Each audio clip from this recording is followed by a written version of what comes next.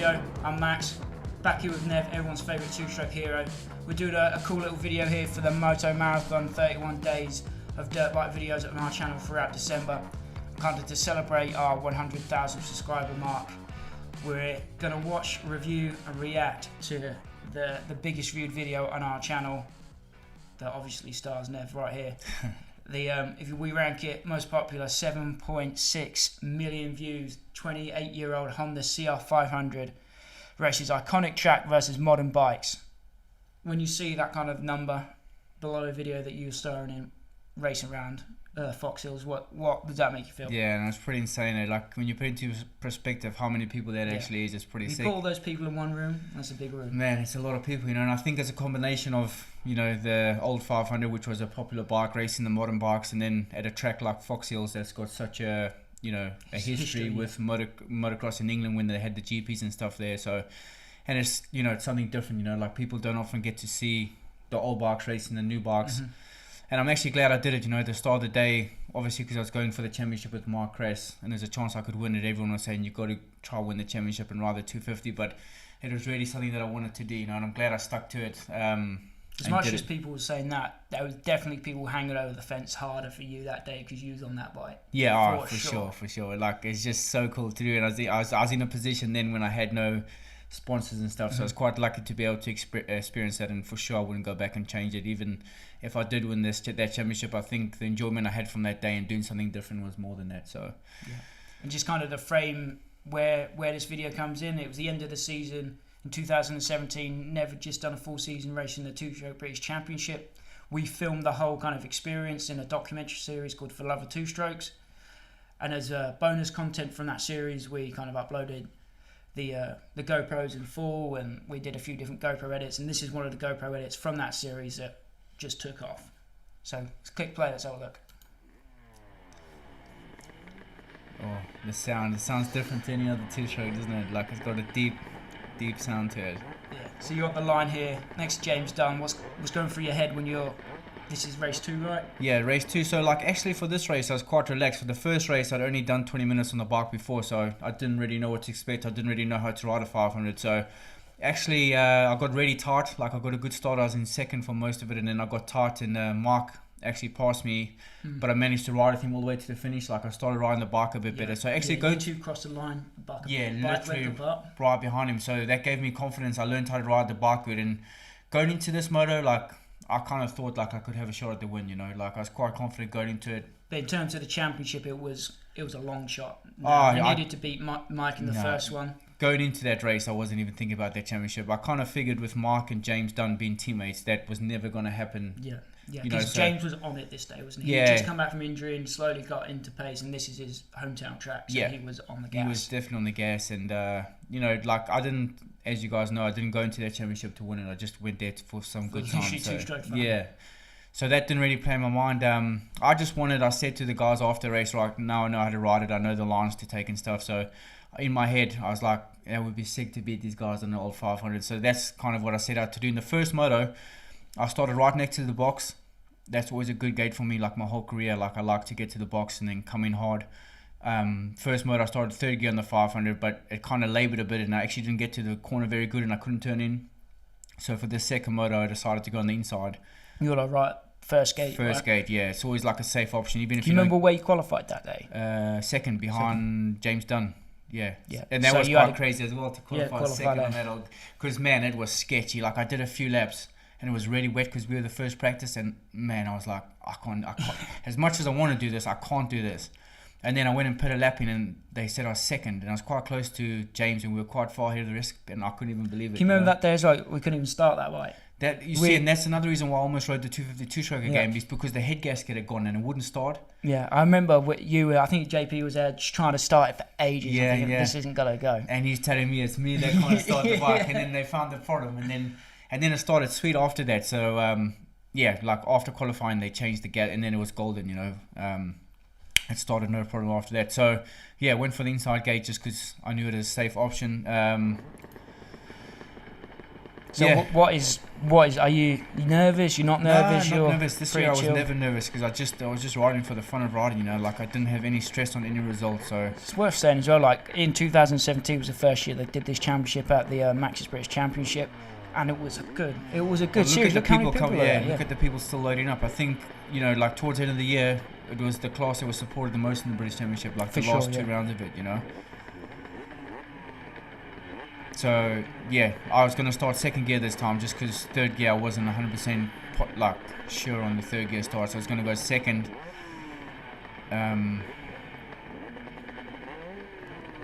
So how much of a disadvantage do you think you was at compared to those modern 250s? I think just the main thing was the turning and the brakes. Like the power, the 500 was obviously quicker, but it was just the turning and at the bottom of the valley trying to brake for the table toss was pretty tough. So, but power wise.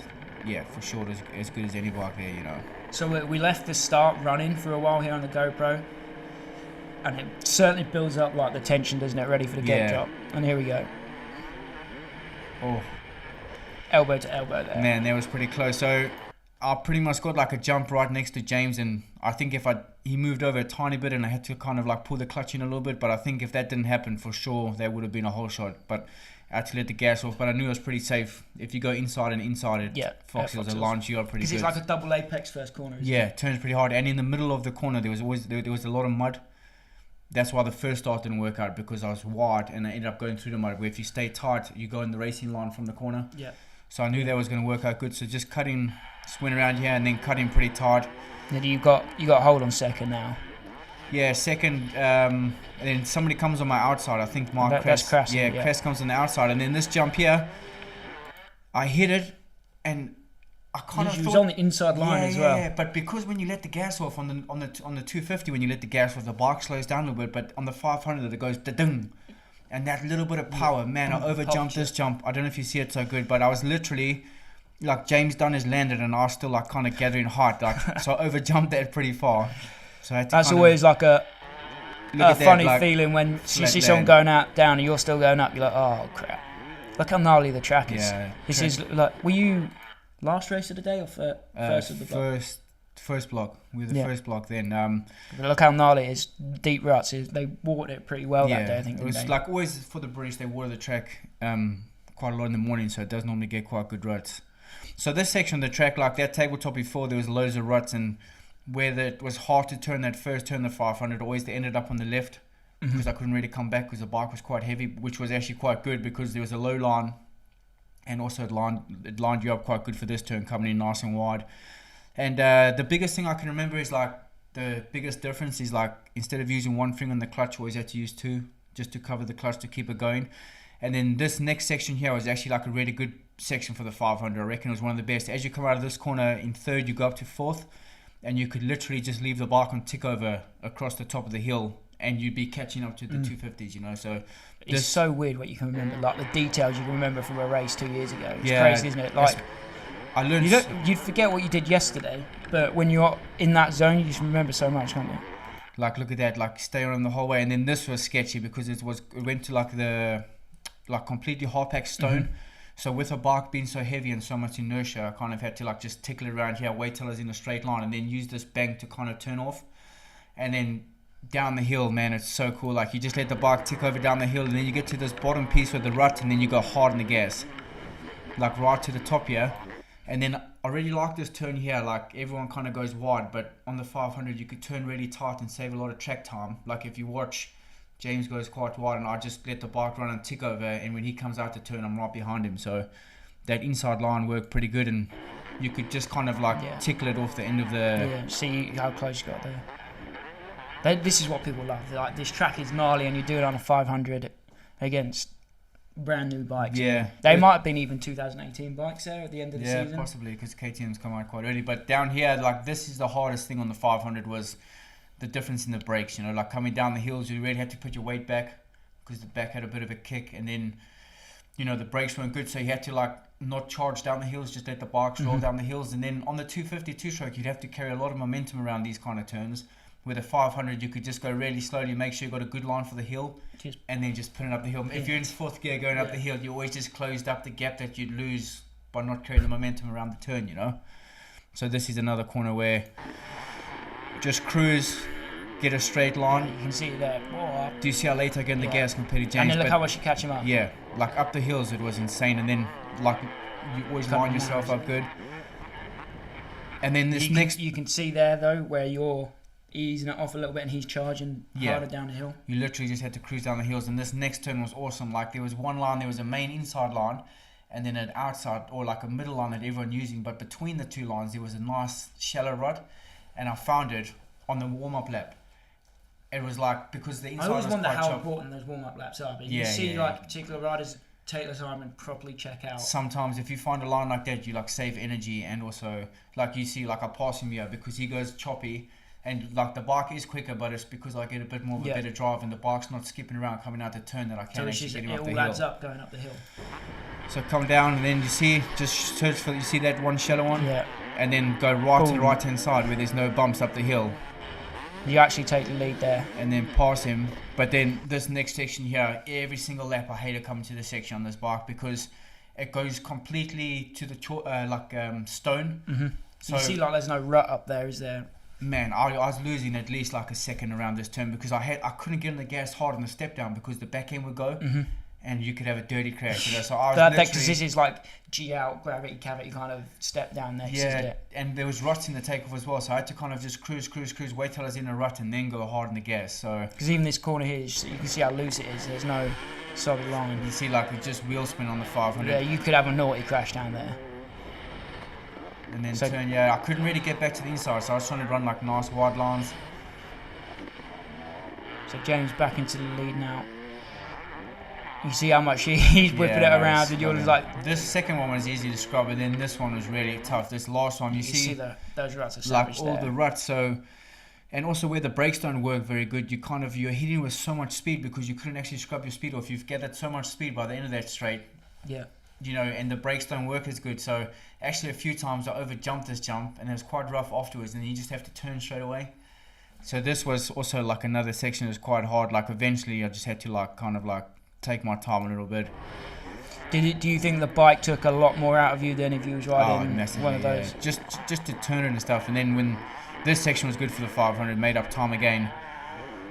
You see, like I'm just tickling the bike, and you stay with the 250. But then it was really hard for me to go on the inside. You see, like I started using the berms, just because again 2 fingers in the clutch, and then trying to get the bike going was quite hard, you know. So I knew for 20 minutes it'll be easier to you'd probably lose a tiny bit of time, but if you just run the outside lines, it's a lot easier on your body. Yeah, and you can keep going for a little bit longer. 20 minutes, yeah. So I go the berm, and then I think Greedy sets me up a treat, He's obviously gone wide and then cuts back.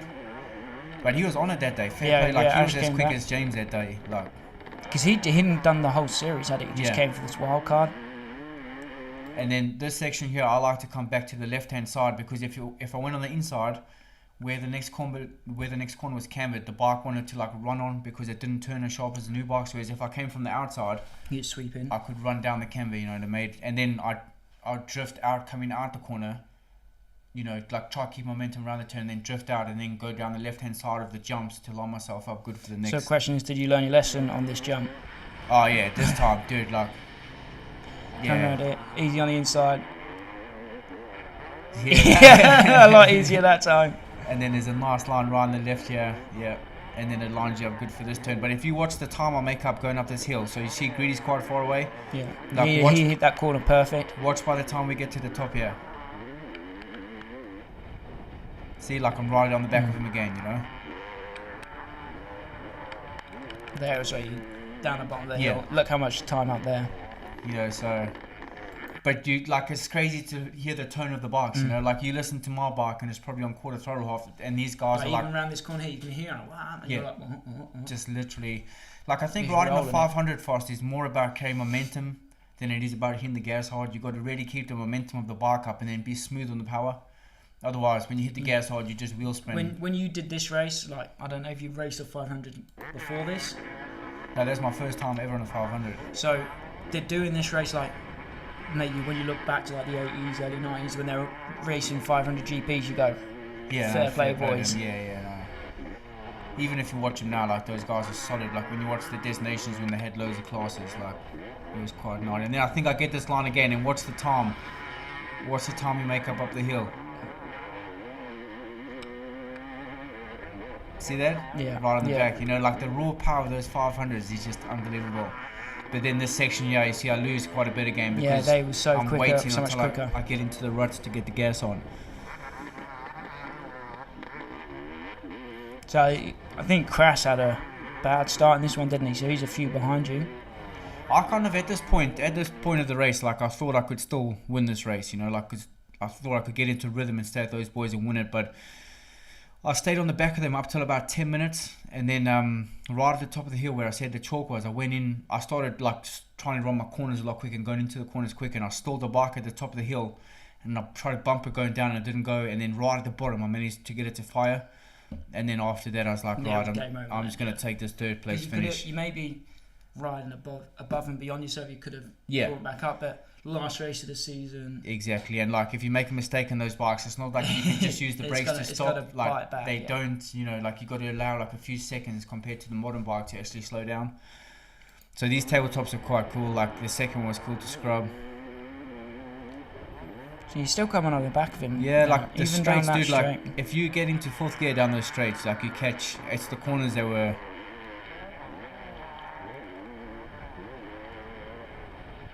And that was always quite gnarly. So jumping that, where they're taking the landing away from that step up, every single time, because you know, like when you hang in the air, you know you're gonna land hard. Like every single time, I pictured the bike snapping in half. I don't know why. I was just like, you know, when you like rev it a little bit to like when you land the gas on. But yeah, no, it was quite cool to do. You know, like what is that? 2 laps in to still be on the back. Like James was winning the European 252 stroke rounds in, and I think he even won a EMX 250 round that year, didn't he, on that bike? So he was riding good, and to say, you know, like to hang with him for 2 laps, you know, those boys are. Well, we even said it when we was doing the documentary series, like they're riding World Championship level events most months, aren't they? In the EMX 300 class, it was then. Yeah. You was just rocking up on a British Championship weekend with your old bikes and running with them, and that's what was cool about the whole season, and I think that's a thing that people love about this video. Yeah, it's just, I mean, you think like Lacopio's in this race, Crash was in this race, like they're all top 5 riders in the world, you know, and we... even at stages in this season, you had like Trickett in there, Moffey in there. Yeah. It was some great racing. Oh, awesome, dude. Like I look back on the season and it was one of the funnest things I've ever done, you know, like it was just, you know, like racing really changes when you're doing something just for fun, I think, and it was definitely one of the most fun years that I've ever had riding bikes and stuff. But to be honest, like as much as I enjoyed riding this was a 1989 model.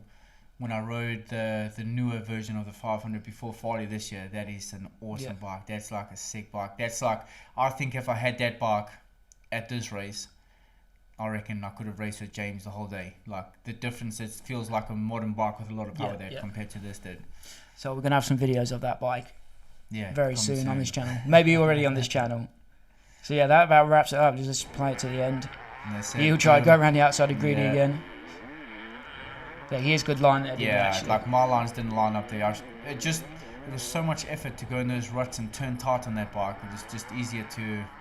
I still find it incredible how many views that video's got. Yeah, it's just a mix of everything. Yeah. Good title, good thumbnail, great content, sums out, gnarly track, iconic bike. And there's like the equation for. Yeah, sweet big video. Like you think, you think the time we put into some of the videos we make, and then a GoPro video goes and gets those sort of hits, you know. People want what the people want. Exactly. 500 power. So yeah, that wraps us up for this little reaction recap video. I'm totally shocked how much you can actually remember from a race 2 years ago, but that's the mind of the motocross racer there. If you like this video, let us know. If you want to see more kind of these reactions, we've got plenty of GoPro videos and videos to watch back and comment on, so let us know in the comments down below. We've got merch. Go check out our merch store. The link's down there below as well, and as always, don't forget to like, share and subscribe. We'll catch you later. Thanks for watching. If you like what we do and you're loving the Moto Marathon, be sure to check out our merch store and support the channel. The link is in the description down below. We've got awesome 2-stroke merch and swag for you guys, from t-shirts and hoodies to mugs, phone cases and pillows. And seeing as it's Christmas time, we are offering a Moto Marathon discount. Just use code 2strokes for 10% off. we might just have the perfect Christmas present for the two-stroke fan in your life. But once again, thanks for watching, thanks for supporting, and we'll see you tomorrow.